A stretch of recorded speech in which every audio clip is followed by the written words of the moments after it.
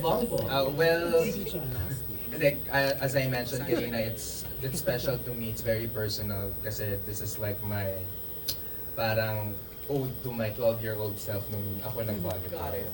And then lately, nagkaroon ng parang craze sa volleyball. You know, nag-start na mag-roll ball yung effect nung volleyball na sport. And nung time ko kasi hindi pa siya masyadong pinapansin. And it's mostly an escape or parang a refuge for queer children or kids like me when I was growing up, when everybody was kind of alienating the queer kids. Volleyball yung puntahan talaga nila. So ito yung kung bakit volleyball, ito yun. Wow, and somewhat Nag-train. Less than 20 days, 15 days. ganyan. 20 days Opo, of tapos- everyday training? Not every Twice. Since January, mga Since twice. January. Okay, oh, go Tapos ahead. nakakatuwa lang makita yung mga kasama namin na from hindi marunong, nandun na sila sa nakaka-receive. Last sino yung hindi marunong? Turo mo sa amin. Ay, saka si Jude. Si Sky, hindi Si Jude. na marunong. Hindi, nakakatuwa lang makita yung growth nila kasi from yun nga, hindi nakaka-receive ng bola. Over na yung serve nila, tapos nakaka-receive na sila, nakaka-set, tapos alam na nila yung rules. Yun yung pinaka-important sa volleyball. Kasi hindi lang tayo nagpapaganda-ganda dito, dapat alam din natin kung anong ginagawa natin sa loob. That's right, touching the net. Yeah. Bakit? Ba't oh my God ka? Nung training, sobrang hirap po talaga. Kailangan mo talaga matuto para kapag sinut siya, hindi... Realistic, Yeah. di ba? So, sobrang nakakapagod siya. So, anong sobrang natutunan saya mo? with them. Blocker ka ba? Setter, libero, what? Papalo po Ay, tayo. palo. Nick, ikaw? Parang ako nag-varsity training ulit kasi kailangan maaga. 7 a.m. minsan, di ba? Ay, talaga? Oo, tapos the training actually lasts for like 3 hours, so... Seryoso pala to, no? seryoso, seryoso. Ask them who their coach was. Okay, sino mga coach nyo? Rain, go ahead. It's Coach Dex and Coach Alfred. They're really, really good. Talagang UAAP Pilipinas, training po yung yeah. datingan ng practices po namin. I Yeah. remember after practices, we have bruises on our hands and everything. Super serious po talaga yung training. From that side, Universe, Dre. Magkamukha kayo, magkapatid ba kayo dito sa series? Ayaw nga, no? No, magkamukha sila, no? Okay, go Universe. Hello, okay, so yeah, blood, sweat, and tears talaga. Like ilang beses na ako natumaan ng bola. But we persevered and everyone really put in a lot of effort to improve. At makikita niyo naman, as much as possible, you know, we really put in the practice para konti na yung daya when it comes to like shooting things. Okay. We really put in a lot of effort. Dre. I actually don't play volleyball in this series. Isa akong basketball player dito. My character is kind of lazy, so teammate siya ni River Joseph.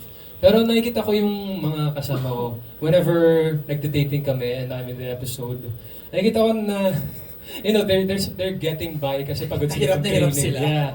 And nag-uusap-usap kami sa bahan. Like, grabe yung, hirap pala mag-spike, ganito.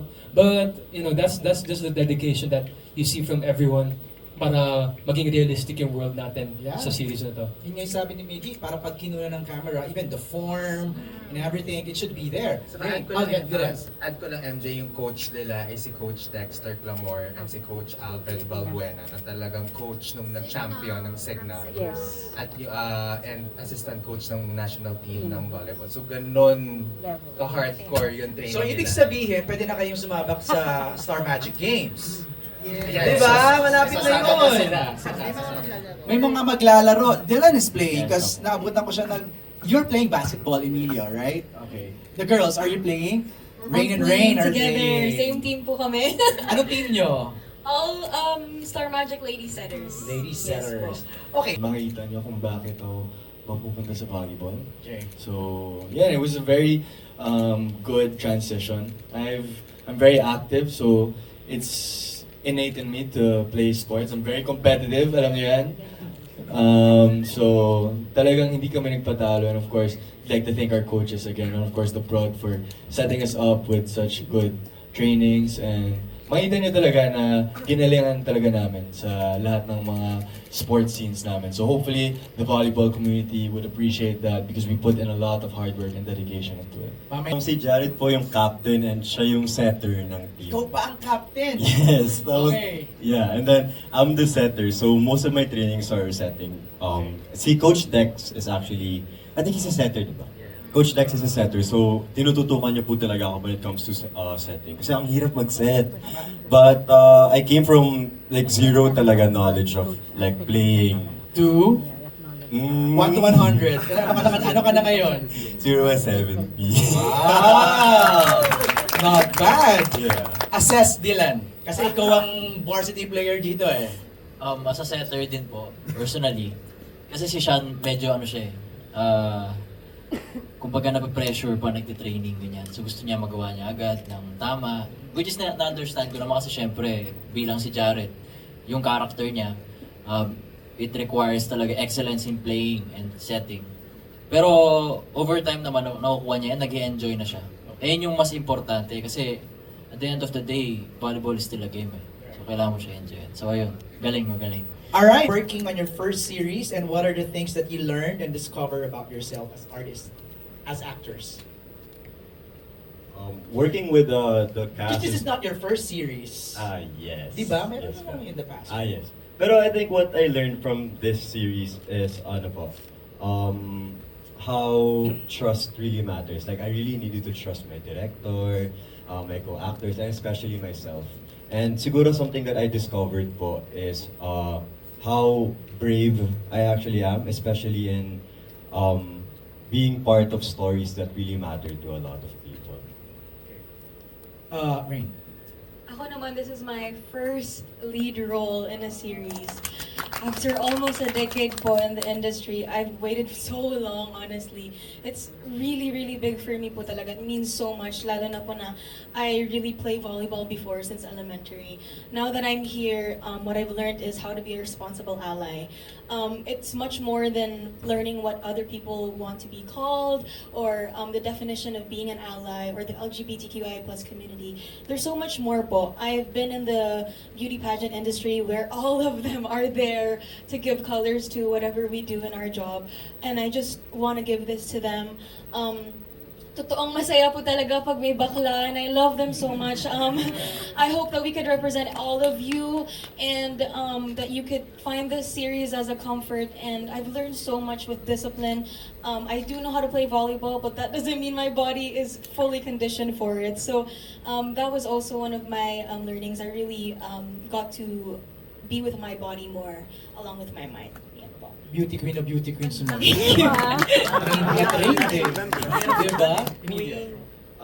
Well, this is a dream come true for me because this is my first lead role ever, and you know I've always dreamt of being a leading man here at ABS-CBN in the industry. So I'm very happy and thankful and humbled to be given this opportunity.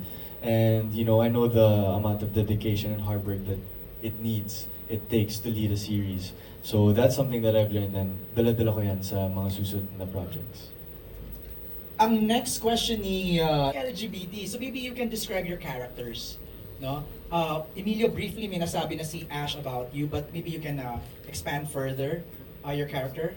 So Uno Santillan is an academic scholar at Brixton. He's the team captain of the basketball team, and he's a determined guy, he's a very persistent guy, and you'll see more about his journey when you watch Love at First Sight. Okay, Sean. I played the role of Jared Aragon. Jared is the team captain po of the boys volleyball team. And he's an out and proud member of the LGBTQIA++ community. And he's the cousin of Farah Salcero and the childhood best friend of Uno Santillan. Best friend lang. Childhood best friend. Lang. Childhood best friend. Rain, Farah, you're playing the role of Farah. Yes, I'll be playing the role of Farah Salcedo, a stereotype breaker. She's an athletic scholar as well, but also she's really passionate, really loving, gives all of herself into everything she works hard in. And I feel like it's a good role as well for other women to see that you could be much, much more. And ayun po, I am also Jared's cousin and Uno's teammate that will teach him how to play volleyball. Yan po. Nagre-reserve pa sila ng details eh. Yeah. Spoil You'll eh. find out later. I know. Most challenging and the hardest role that I have played. Kasi I've done BL, I've done a BL series before. For MMK, it was also BL. For Viral Scandal. But eto po, sobrang hirap. Nung binigay sa akin ni Direk Ivan, may extra pressure kasi the character of Lucien Ong is based on his experience when he was 12? Tama ba, Direk? 12? I deny all allegations. Yeah. So he denies, but you'll see in the series. So may extra pressure because there's that layer that this is the experience of Direk. That someone that na talagang kasama sa Direk also is part of the writing team of the series. So malayo kasi siya kung sino ako, how I talk, how I act, how I behave. So I had to really build the character from ground up. Kasi nung binigay sa akin ni Direk, sabi niya, mahirap yung character na to. It's so complex. Kasi sa utak niya, he thinks how he acts and talks is are mask or masculine. Pero when he starts to move na talaga and he becomes comfortable with the environment, makikita mo talaga na, okay, he's gay. So my character is really... Parang closet. Yeah, he is. But when he is with his teammates, talagang he's sophisticated. Kasi he's the richest among the teammates. So he's konyo, English guy. He can speak Tagalog pero merong accent, yeah. So ayun, so mahirap kasi malayo siya kung sino ako and how I act. So I had to get pieces of